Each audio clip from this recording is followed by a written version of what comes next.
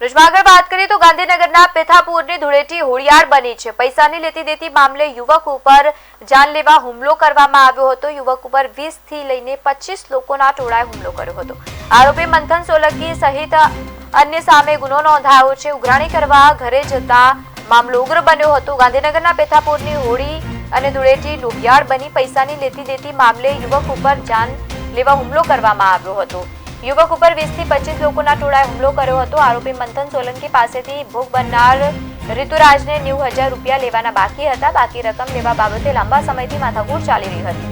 ઉઘરાણી કરવા ઘરે જતા મામલો ઉગ્ર બન્યો હતો અને ઇજાગ્રસ્ત યુવકને હાલ સારવાર માટે હોસ્પિટલ ખસેડવામાં આવ્યો છે।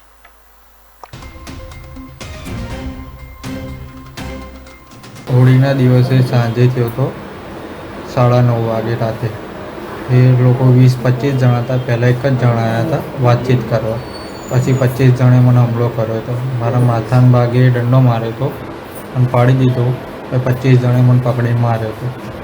એમાંથી 4-5 વાર નીચે ઘસેડીને માર્યો હતો અને એક જણે પકડી રાખ્યો હતો પછી માર્યો હતો। એ વખતે મેં મારા મિત્રમાંથી ત્રણ વાર PCRનો બી ફોન કર્યો હતો, 2 વાર 108નો બી કોલ કર્યો હતો, કોઈ રિપ્લાય નહોતો। પછી મારી પર્સનલ ગાડીમાં 108માં મને લઈ ગયા હતા। એના પછી મને ભાન નહોતું।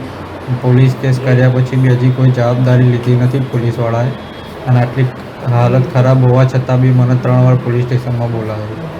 3 વાર હું પોલીસ સ્ટેશન જઈને આવ્યો, હરખો જવાબ નથી। પોલીસ સ્ટેશનમાં એવું કેવું થાય છે કે આટલું કેસને એવું કર્યું તો બી પોલીસવાળાને કેવું એવું થાય છે કે તમે જે માણસ જોડે ફરો છે એ માણસ તમે હોળીના દિવસ